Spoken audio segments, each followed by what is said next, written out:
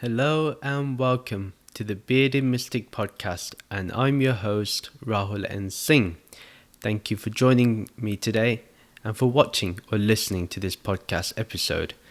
If you would like to support the Bearded Mystic Podcast, you can sign up to my Patreon page where the details are in the show notes and video description. Let's get started with verses 26 to verses 30. Verse 26. Shri Krishna continues, "So Arjuna, either you believe that living beings are nitya, immortal, and are reborn again and again, or you believe that they only live once, and that their mrityu, their death, is final. In either case, you should not mourn their passing."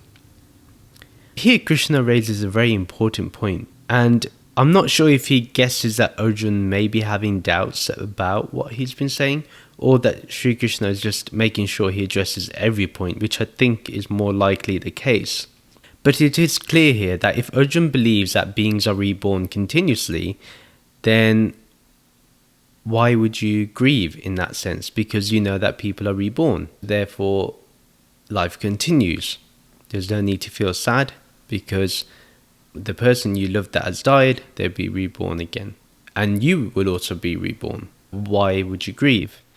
Alternatively, say that you only live once and death is going to happen. That's the final thing. You can't do anything about it.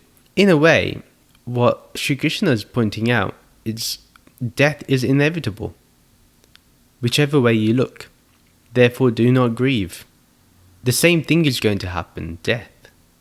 Not something else. Whether you believe in the cycle of birth and rebirth or you don't, it continues. So death is final, even the death of the people that he's around, and you shouldn't grieve.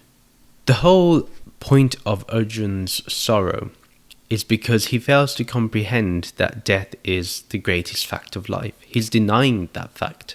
Every law may change in this universe, but one thing that will not change or be modified is the fact that whatever is born will die. You could change anything according to your understanding, but this one truth is going to remain. It doesn't matter if you believe in a heaven or a hell, because your life on earth will end. Your form has to go. This body and this mind has to die. If you believe you live only once, even then you cannot do anything about death. You just simply can't do anything about it. If people are reborn, there's no need to feel sad because they will have a new form. And his mentors, his teachers, his elders will get a new form. So why should Arjuna feel sad about that?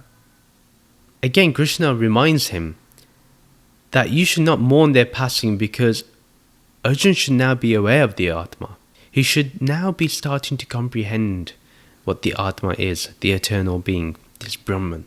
Only the body is coming and going anywhere. But the atman being part, it is changeless and it is placeless.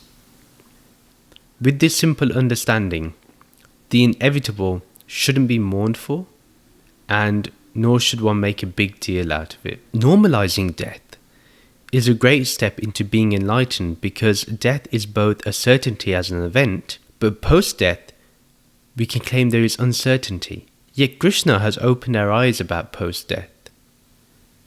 It's only the body that's going to get recycled into the universe and find a new form. But the Atma has no pre or post-death because it wasn't born. Yeah, the Brahman within us, that awareness, it does not go through any death experience at all. It is always alive because it is not born, therefore it does not die.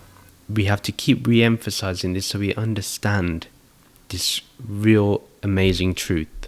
And we'll move to verse 27. Whoever is Janma, born within matter, will experience mrityu, the death of their deha, and the supposedly dead will always be reborn again. This process is inevitable, so you should never lament about it. As expressed with the previous verses, anyone born with atoms of the 5 elements is going to experience the death of their body. their deha, and the apparently dead will always be reborn. In a way, there is never an old body. There is always a new body, a recycled body. We can never say something is truly old because everything is being renewed. So energy is always being transferred, and that is the same with the body. That is the truth we cannot escape for the body and the mind, for this transactional reality. What seems to be death will always get a new lease of life. Therefore, why would we be sad? Why would we be upset? Because someone will be experiencing life again with new fresh eyes, with a new fresh mind. Everyone will experience death. Everyone that's got a body will go through death. And it doesn't matter who you are. Nobody has escaped that law. Whether it's Krishna himself, whether it's Lord Ramji, whether it's Guru Nanak Ji, whether it's Buddha, nobody has escaped this from happening to them. Even they have had to go. Avatars have had to go. One knows that Arjuna realizes that death is inevitable. I think he knows this. His argument really is no one should have a premature death. This is what he's more concerned about. He's more concerned that people should be given the chance to live a bit more. How can he say that that is better? How can he say they're going to die a premature death? Can he stop them from getting a heart attack in the next second, even before they raise their swords? He can't guarantee those things. But this is what he's upset about. He believes that everyone should be given the chance to live a bit more. And therefore there should not be this war. But how does he know that even if they win the war, the other side, how does he know that the teachers and the gurus and the mentors and the elders are going to be happy after? Or what if they face suffering after? Therefore, is giving them more life a good thing? Is it a more righteous thing or a less righteous thing? Therefore, the question is it better to die in this battle, or is it better to live long enough to experience suffering? And this reminded me of an amazing quote from The Dark Knight, that either you die a hero or you live long enough to see yourself become the villain. And this is what can happen. Therefore, no one dies a premature death, actually, because we don't know what tomorrow will bring. We may say, they went before their time, gone too soon. I've used those phrases too, but now I think about it, I am doing an injustice to what their life could have been afterwards.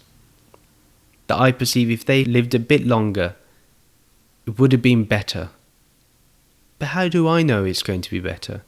It's all guesswork. We can't guess those things. Therefore, it's unrealistic. We're not living with reality. Time doesn't favour the body. We have to understand that, especially when it grows older. We know it slows down. We know that it isn't as fresh and young as before. It starts getting weaker. The nature of the body is to age. It's something we can't escape. Think about it. If you compare human life compared to the oceans, just this earth, the mountains of this earth, we're just like a blip, a little flash in the time span of the earth itself. Now, when you think about it compared to the universe, we're a non-existent flash and a blip. If you look at the time scale, what is 70, 80 years compared to eternity, or billions of years? Nothing. So what are we getting sad about? We're getting sad about a blip? It's crazy when you think about it. So Krishna establishes here that there is nothing that Arjuna can do about this process. Yeah. So his sorrow is useless. This process is inevitable. So you should never lament about it. Why should he be sad? He can't avoid this process. Nobody can avoid this process. And by him lamenting over it, thinking about it, worried about it, Both birth and death aren't waiting for his approval or command. Life does as it pleases. So even if Arjuna feels like he needs to think about it, he needs to worry about it, it's not going to stop death from happening. He cannot change this process, no matter how much he tries. And Krishna doesn't give a chance to Arjuna to think that he can grieve. If you think about it, he's not giving the possibility. Because if people are reborn, then death is merely a simple event that happens. And that's the way to view it. And if you only live once, you will die and nothing can be done about that. It's the end. So it's better to embrace. And both scenarios just contain that one fundamental fact, that death is going to happen. So we really need to understand that it is an inevitable process. Death is always a tough thing to talk about, to be open about, because we have real raw emotions when it comes to death, especially when we lose people we love. And we can't ignore those emotions either. But it just shows that, yes, we need to be emotional and show our emotions. It's important. We need to let the body and the mind address those things.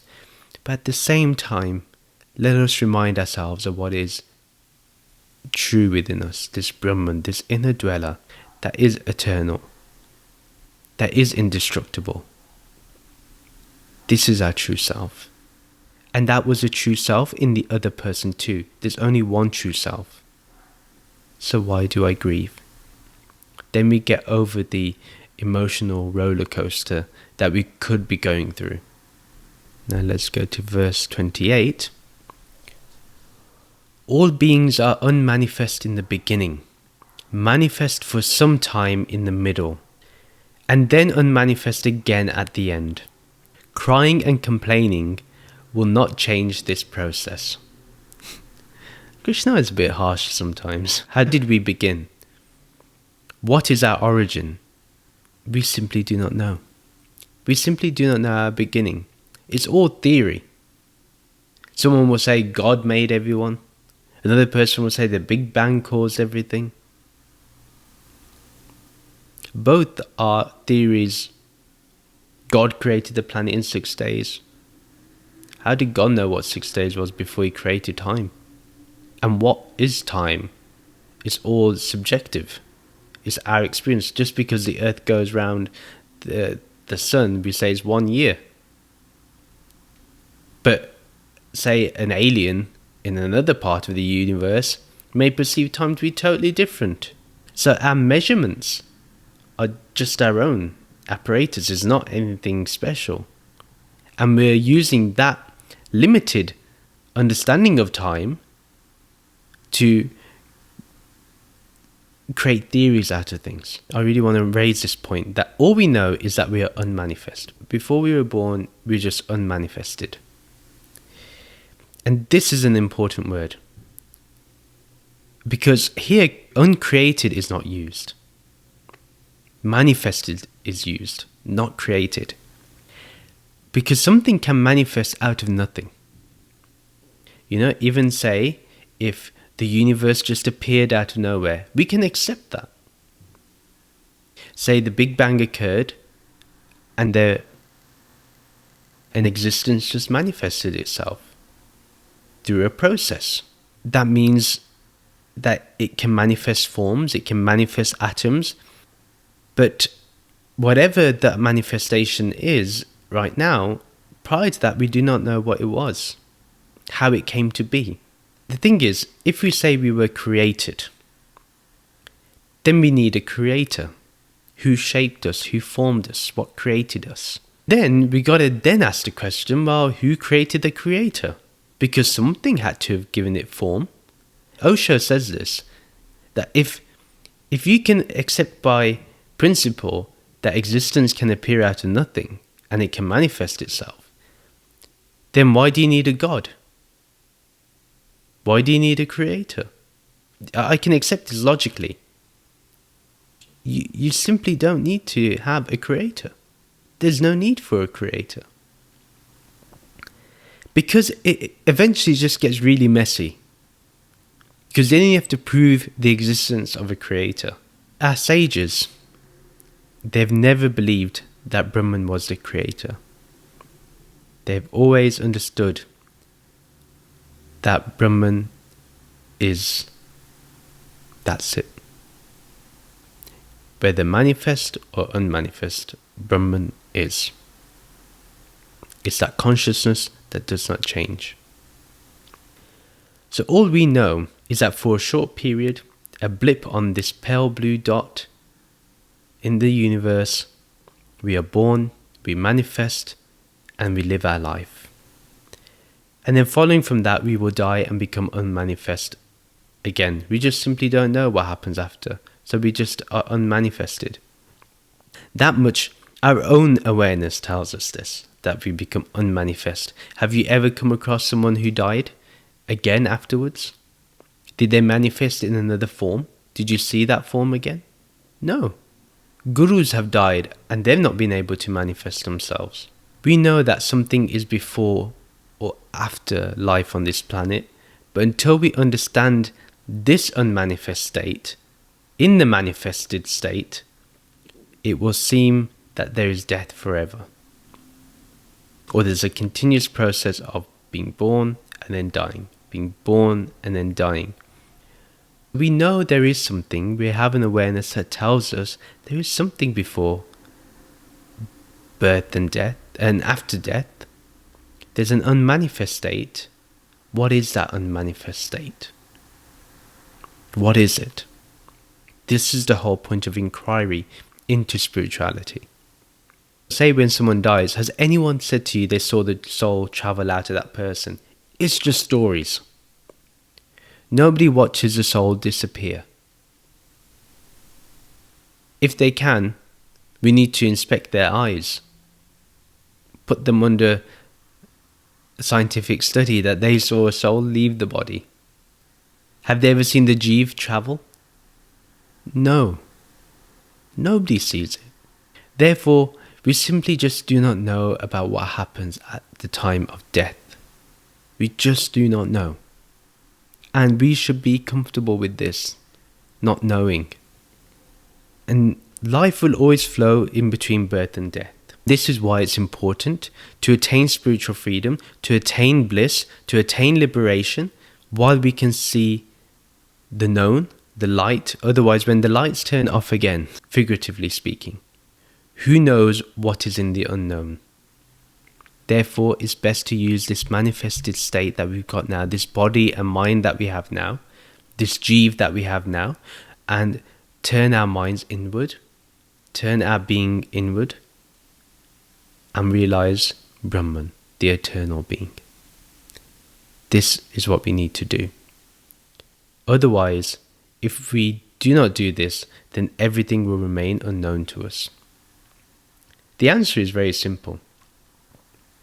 The answer is really simple here. Brahman remains, Brahman is. There is no birth and death.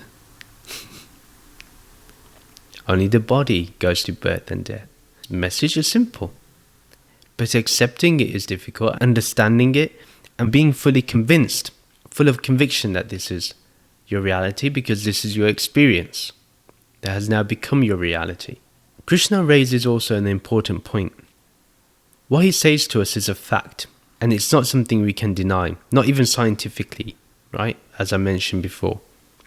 So why do we complain about something we cannot change? Why do we do this? Why do we moan about the situation? Why do we try to avoid death? You know, have you ever tried to have a conversation about death with other people? They'll always say, ni, shubh bolo. Yeah, shubh bolo meaning speak auspicious things, speak good things. When is death inauspicious? Who told us that death is inauspicious? Whoever it was is wrong. Death deserves to be celebrated. Why? Because you've gone back into the unmanifest state. If this is your reality, and if you believe you'll be manifested again, brilliant. More reason to celebrate. You're going to be getting a new, fresh body. Celebrate. this is how we need to be. So why do we complain about this process? Because one, we fear the unknown, as I mentioned. And second, we have too many problems to solve in this lifetime itself. Third, who will look after my loved ones? We constantly feel this fear. When I die, who's going to look after my wealth, my business, my job? Who's going to be able to do those things? Just think about it. Many people have died thinking the same thing. Life continued. We're still okay.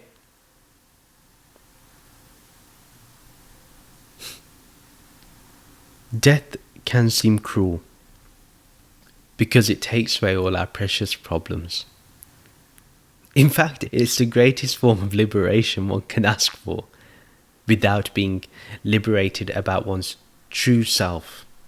The thing is, if you're truly happy with life, would you complain about death? Or would you take death as another moment to celebrate? I've thought about this quite a bit recently because I've been reading this again and studying a bit more. That would I complain about death? Like, would I, if I'm happy, if I'm really content with my life, if I don't really have major desires,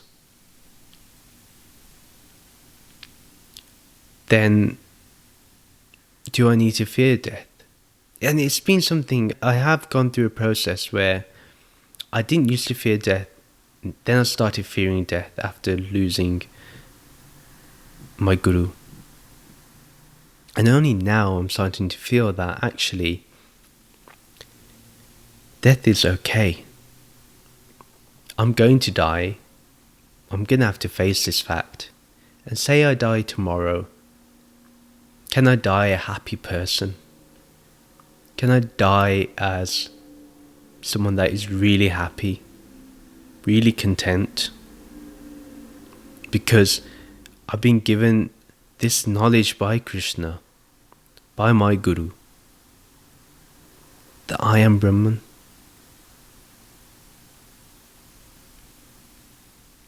Then I definitely want my life to be celebrated. Like when I die, I want people to celebrate. Because I've realized I cannot die.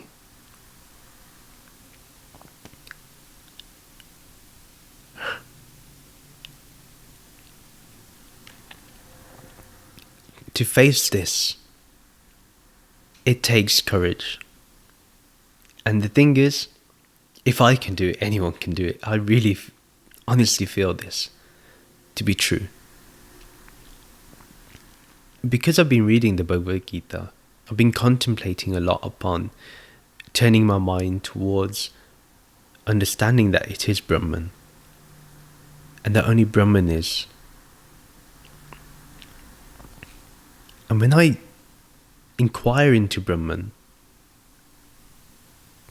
I do inquire into when was this born? Like I really ask the question. And I really inquire. I really conduct that investigation. And then, when did it begin? Did it ever begin? Like, why is time so still in Brahman? Why? Because it's timeless, it's eternal. Okay, I'm just saying this to you, but I can't transfer what I know to you. The words are just hints, but the experience that I feel is, for example, that it's like for someone to understand what sweetness is, you have to give them sugar, and they have to put that sugar into their mouth. Then they need to let the taste buds taste that sweetness. Then they understand what sweetness is. But until someone doesn't taste what sweetness is, they can never understand what sweetness is. But I can never tell you what sweetness is until you've tasted it.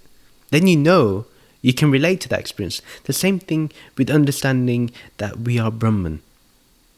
And knowing we are Brahman, I can talk about it.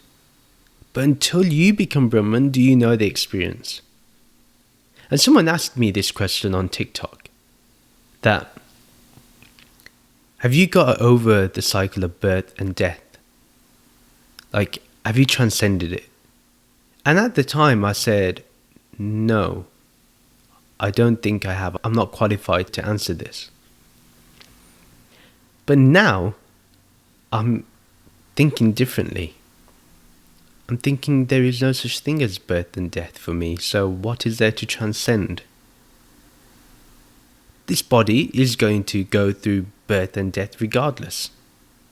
The elements will continue. I can't change that. The atoms will be transferred to new atoms, to new forms, to new solid forms. I can't change this. I can't change this transaction. But being Brahman means that I'm no longer part of that cycle.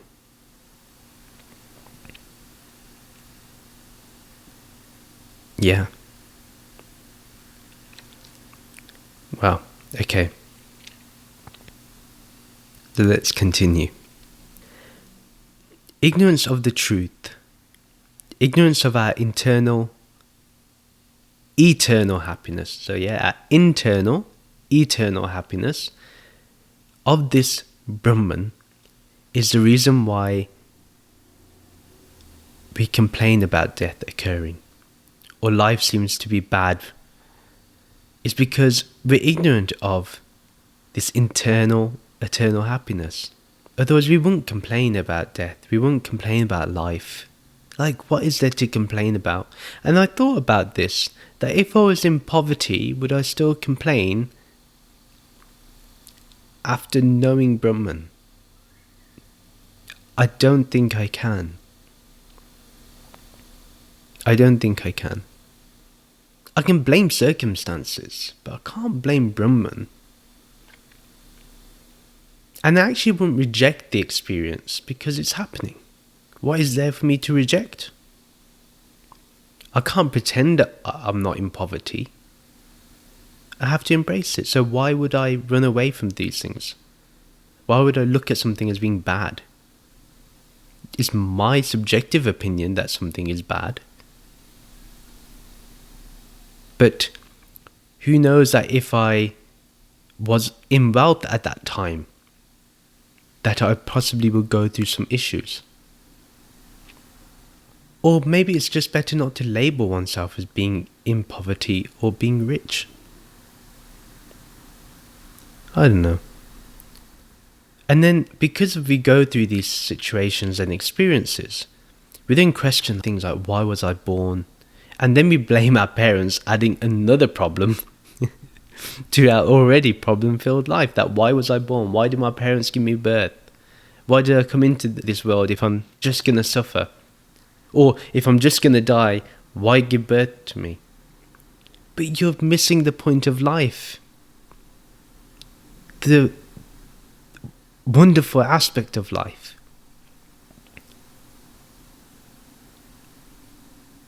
It is a blessing to be able to experience all this.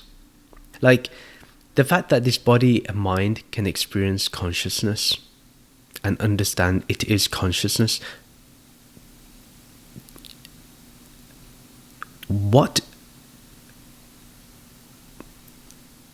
value do problems have now? They don't have any. Nothing. So, I then do not blame my parents for my birth. I thank them. I thank them for continuing on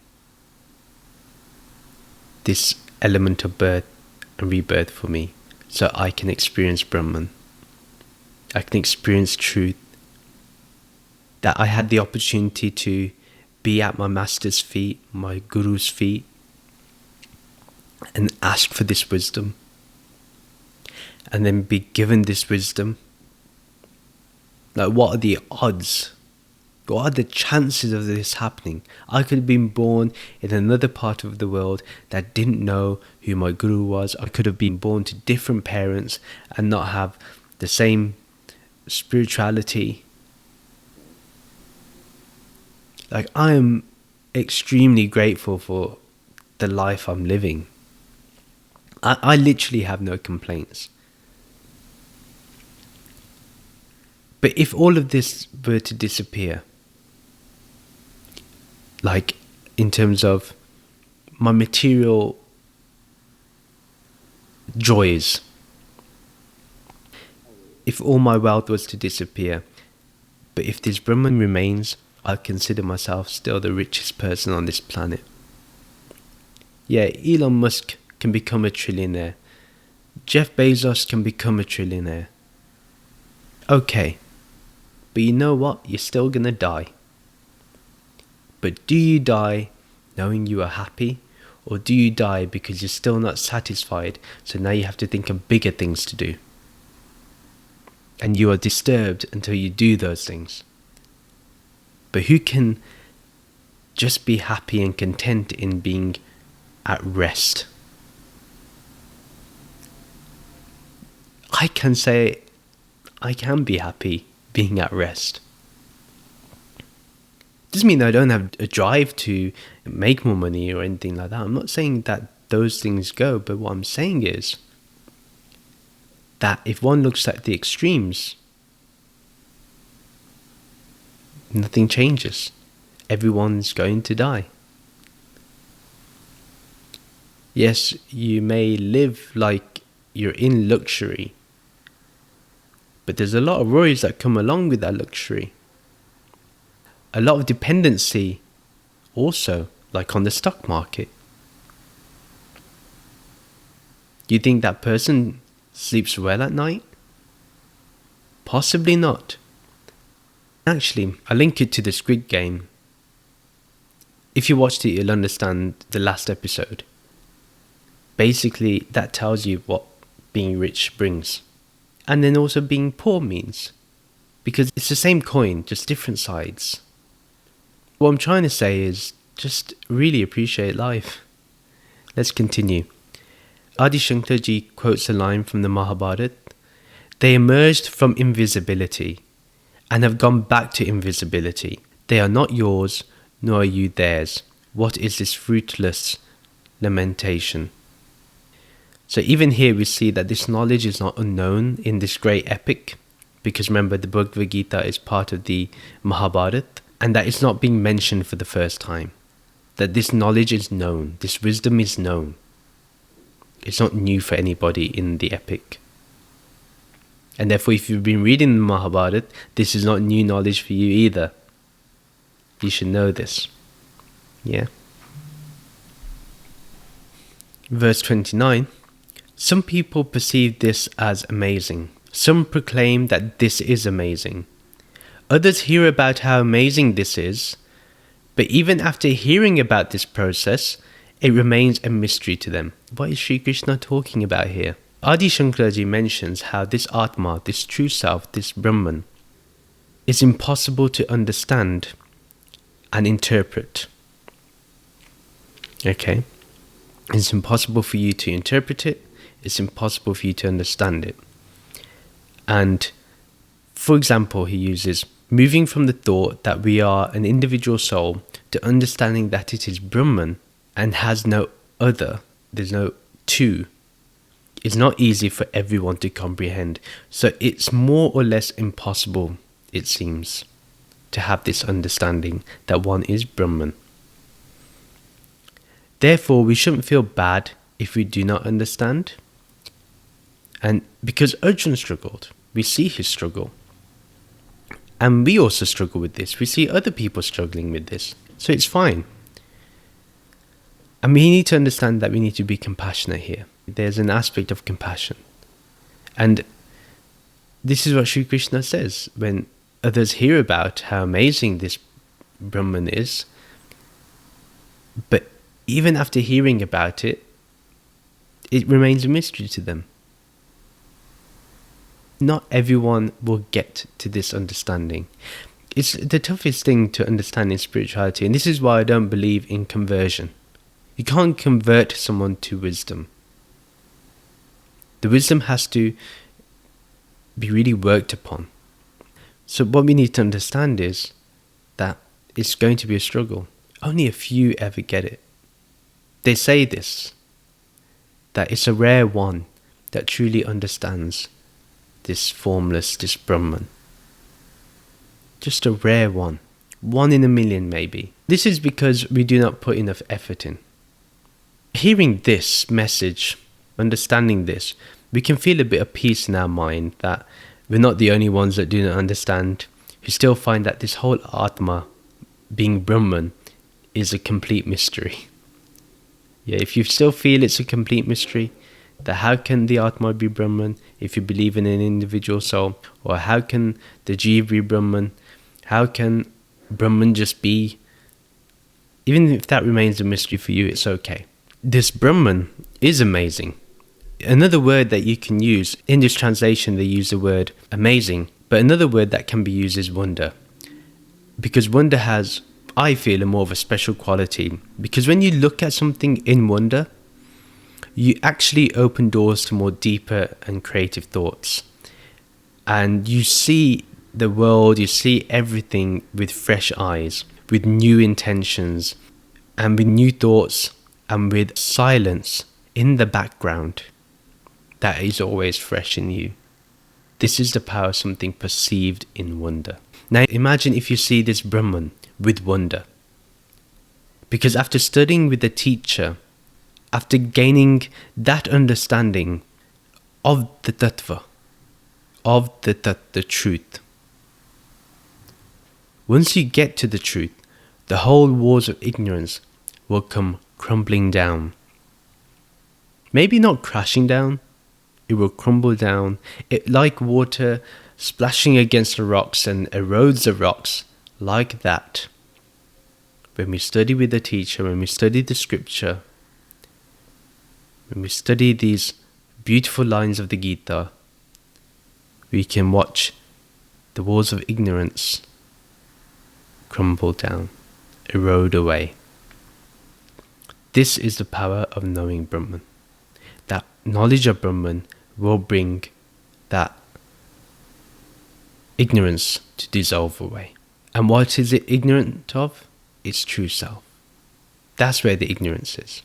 Perceiving this, one can see the Atma, the Brahman, in everything, and can see it as one's own self. Yeah, there's no difference. Everything is me, and I am everything. This I is Brahman alone. This has to be the understanding, not Rahul, or whatever your name is. This I is Brahman. Remember, always, we're not this body and mind. It's unreal, it's mithya. But Brahman is real. Because Brahman is Sat. Brahman does not change. Brahman does not modify itself. And because the inner dweller within me is Brahman, the inner dweller within everything I see, within all matter, is Brahman. Even an atom is Brahman. So once this Atma is known, then we speak of its wonder. We express how amazing it is. We give talks about it. We try to describe with the limited vocabulary that we have about what Brahman is. About how this is the real self, how this is the true self. Someone being able to talk about this Atma or this Brahman is a Herculean task. It is difficult because how can words ever describe the feeling of understanding this tattva, that we always were, this Brahman was always me, but I couldn't see it. How can one explain this, express it? It's again going back to that example of tasting what is sweetness. It's only until we put the sugar in our mouth and we taste it can we describe that sweetness and have a shared experience.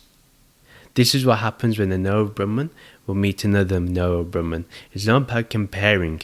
Osho once gave a very beautiful story about two masters that had to go and meet each other.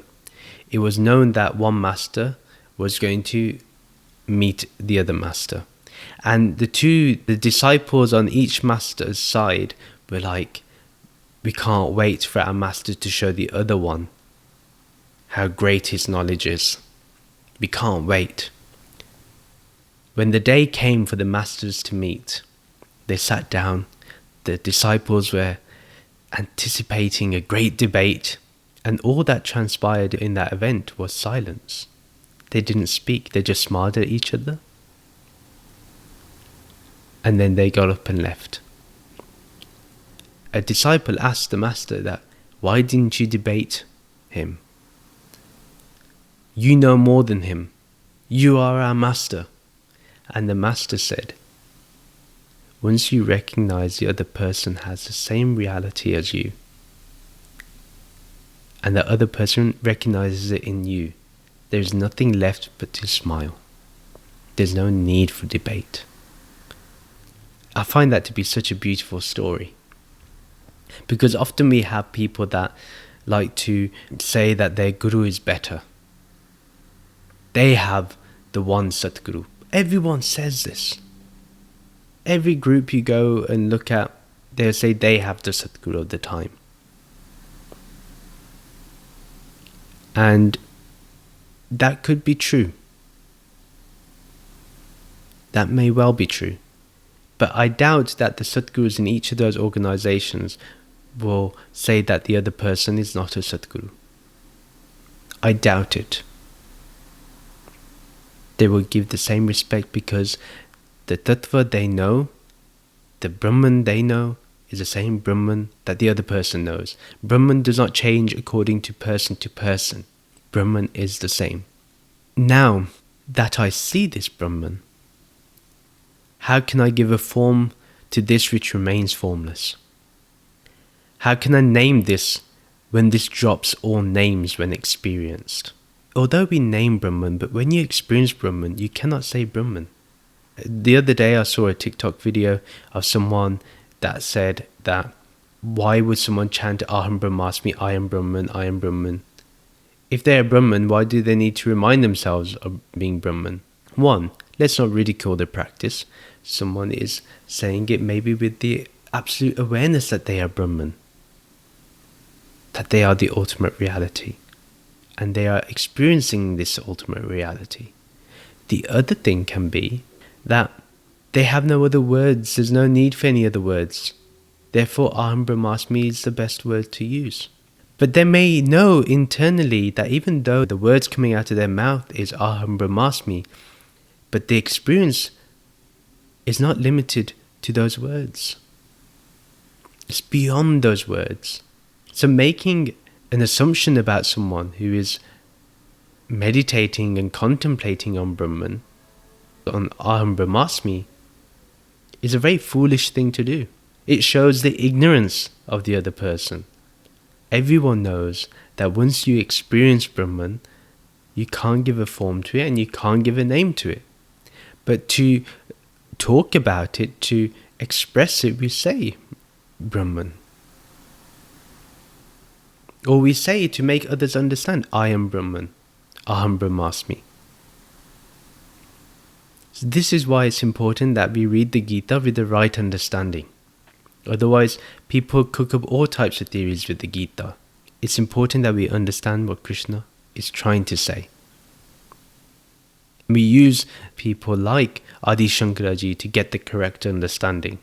People who have studied the Gita, and then we understand their work. We may hear others speak of this Atma being amazing, being full of wonder.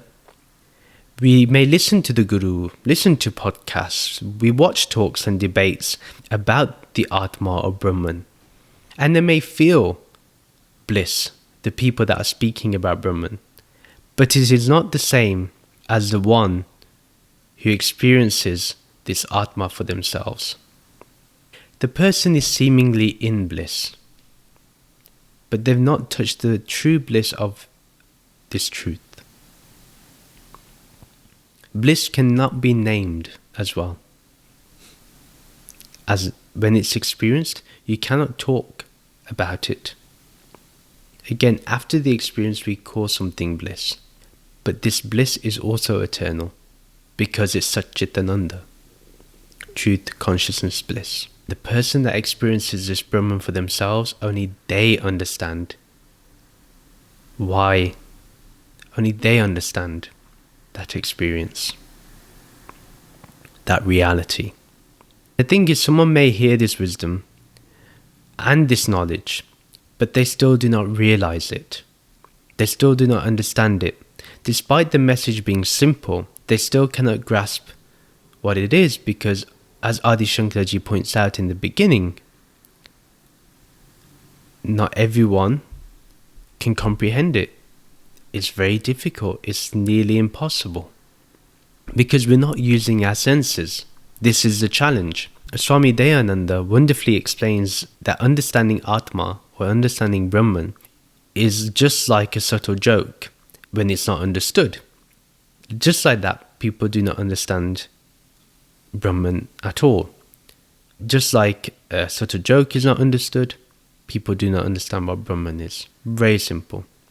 The issue is, people cannot grasp Brahman appearing as the Jeev, the bondage for the Jeev, and then liberation from being bound to this cycle of births and deaths, moksha and mukti.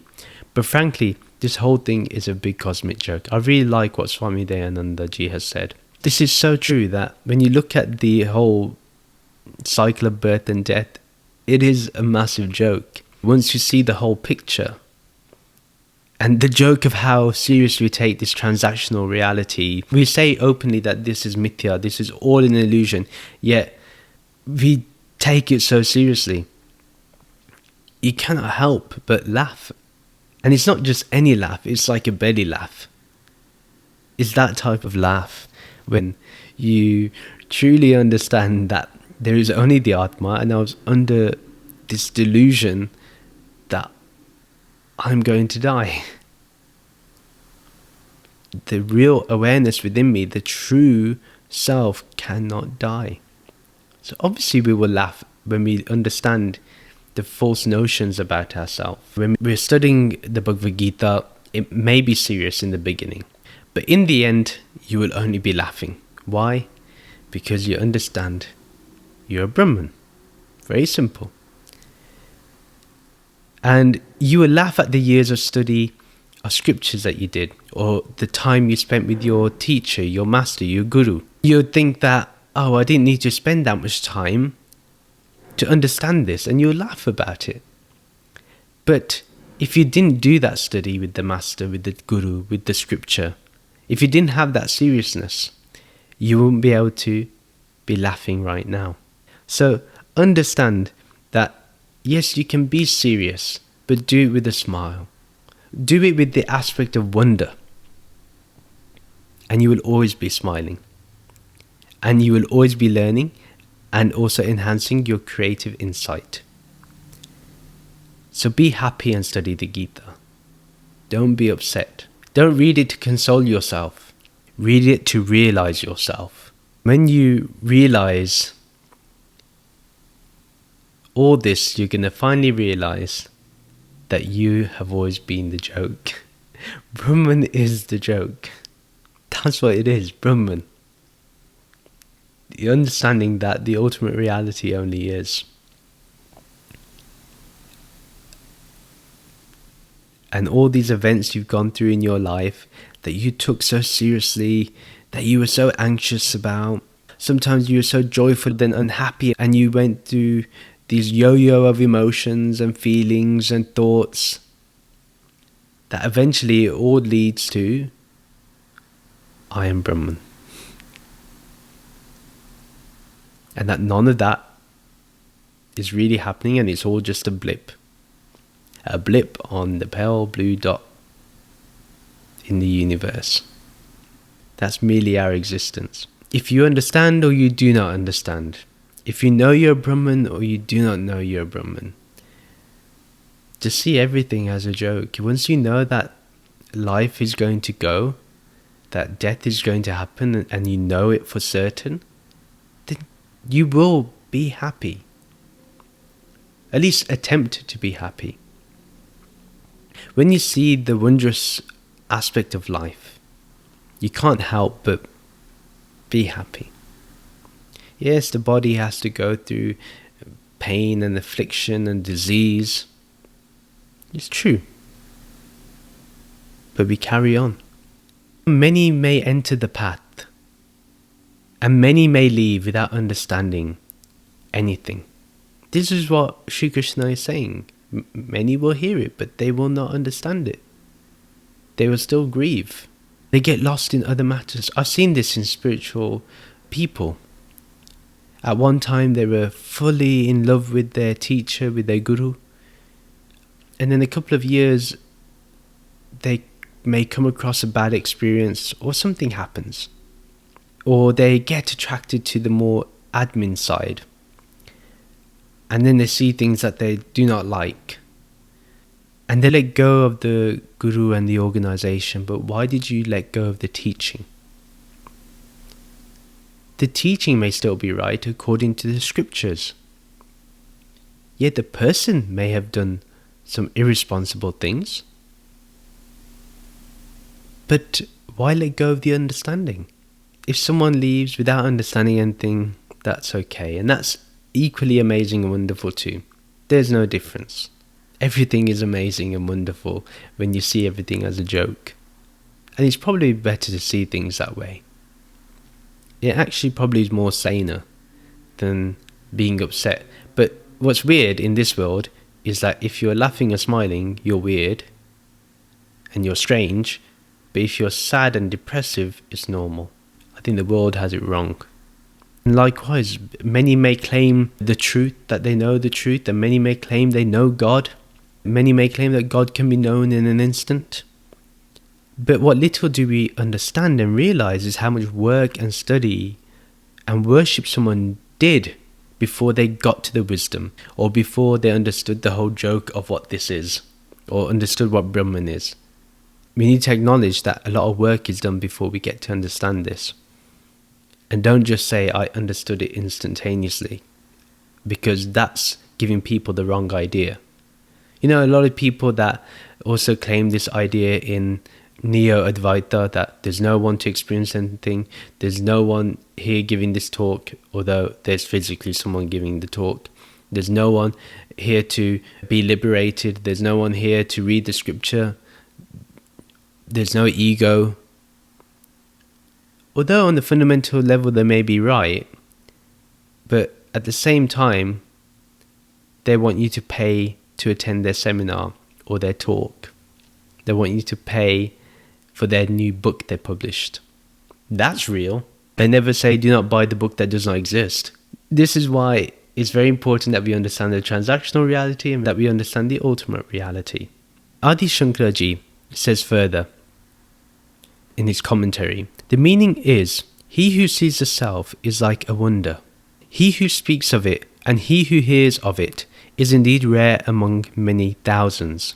Therefore, the idea is that the self is difficult to understand. So just re-emphasizing this, that it's difficult to understand. And that only a rare one truly gets it, truly understands it. Many people may claim, and you need to be alert of such people, because if they aren't willing to have you inquire into their experience or understanding, then they are more blind than the one who doesn't know anything about the Atma or Brahman at all. They are more blind, in my opinion. If they are not willing to have you inquire into their reality that they've experienced, or Brahman that they've experienced, and they say they've experienced and know, they are more blind than someone who doesn't know, because they've gone into the false notion that they know. If you truly ask someone when they say, oh yeah, I've realized God, if you truly ask them, you'll know they've experienced nothing. If you really inquire. But how do you know how to do the real inquiry? Is by understanding what Brahman is first yourself. But secondly, say you do not know Brahman. At least read the scriptures so you can then know what points to ask the person. And when we're talking about inquiring, inquire into death. That's the best way to catch someone out. Inquire into whether they truly die and what is death. When the rare one speaks, you can put them on the witness box, and they will be happy to go through any question or doubt you may have. They will happily say, okay, you want to question me? Do so. You want to interrogate me?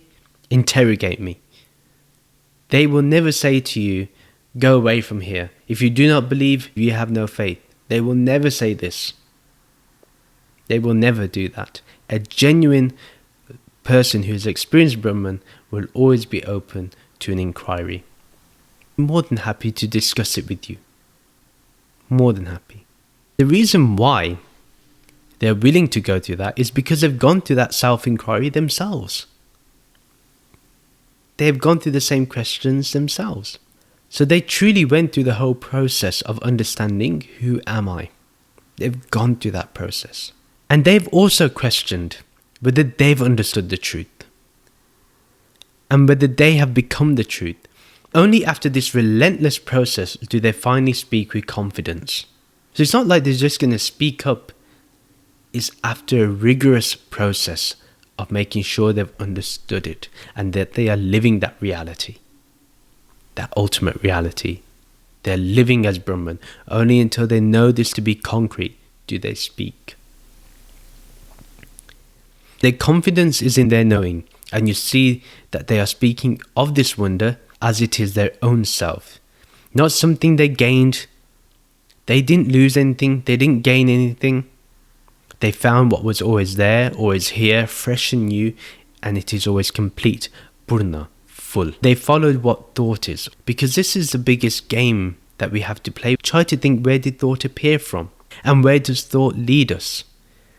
Who is conscious of the thought? They travel with that thought, that rare one. They travel with the thought to see that it does not have an origin, and that then they see that thought just dissolves away and passes by like a cloud passing by in the blue sky. You can try this at home, right now. Everyone can do it. They can travel with the thought. Then the question begins, well, where does consciousness begin? Where does awareness begin? Because it was awareness that was aware of the thought. So where does this awareness begin? Where does it end? And you'll find that this consciousness always remains, and it doesn't depend on whether you experience it or not, because you are it. This is your reality. Verse 30, O Arjuna, the Dehi within the Deha of all beings cannot be harmed in any way. Therefore, you should not grieve for the passing on of any being. This sums up the whole teaching behind why one should not grieve. What Krishna has done here is gone through everything, summarized everything here. That is that this inner dweller, this immortal being that is within the body of all beings, the Dehi within the Deha of all beings, cannot be harmed, it cannot be destroyed, and it just does not die. Yeah, we can embrace this now as our reality. This has to be understood as Adi Shankaraji guides us from the standpoint of the supreme reality from Brahman, that there is no occasion for any sorrow or delusion. So we have to see it from the standpoint of Brahman. Whenever you look at something, see it from that standpoint of the supreme self, of the ultimate reality. Then see everything. And you'll see there, from that moment, that there's no need to be in sorrow and there's no delusion.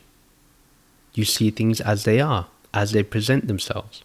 In Arjuna's case, all his mentors, his elders, his teachers, he shouldn't grieve for them passing on, because Arjuna has now been given the knowledge of the Dehi, the immortal self, Brahman, the inner dweller that is always alive, that does not expire, that does not get created, it is always there.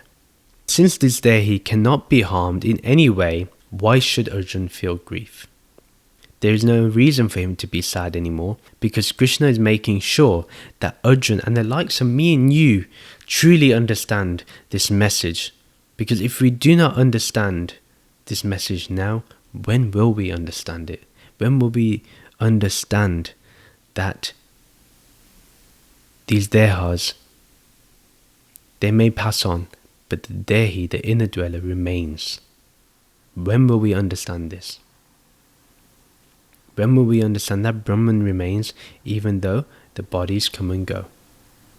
Why do we need to suffer? Why do we need to feel sorrow? Krishna explained in an earlier verse how this atma, this inner dweller, does not feel pain or pleasure. It doesn't feel cold or heat. It does not feel contentment or suffering, because all these are fleeting experiences of the body and mind. The ultimate reality itself is not born, nor does it die. It's self-existent. Therefore, it cannot be harmed, and it doesn't depend upon anything for its existence. Brahman does not feel that suffering. The body will feel the suffering. It doesn't need your personal awareness to be aware of it. Awareness is simply aware of it. There's no personal awareness. Even from the viewpoint of this transactional reality, why do we even grieve when we know that death is inevitable? No disease can ever bring affliction to the self, the ultimate reality. It can only bring harm or affliction to the body, which is subject to birth, death, and decay. Krishna has really exhausted this topic and ensured that we cannot find a way to question his standpoint. He's covered his tracks, basically. He's ensured that we can, if we are willing to, understand deeply what has been said and what he has said and what he's pointed to. And that we can truly only experience the inner dweller if we're willing to understand it. And that we understand that we are this, and that everyone is this whether they know it or not. This body will come and go. That is its nature. Nothing can be done about it. Remember also that these teachings are given because Arjuna asked to be relieved from suffering. He wanted to overcome delusion. He wanted discernment. So Krishna is giving him this, and at the same time, here and there reminding him of the task he needs to do, which is to fight this war, fight this battle. These verses have made us understand a few fundamental things. That one, we are Brahman, and that we need to establish ourselves in this understanding and make it an experience. From that experience, make it our reality. And that birth and death is all part of a process. It's been going on and it will continue to go on. Whether we accept it or not, it's going to happen.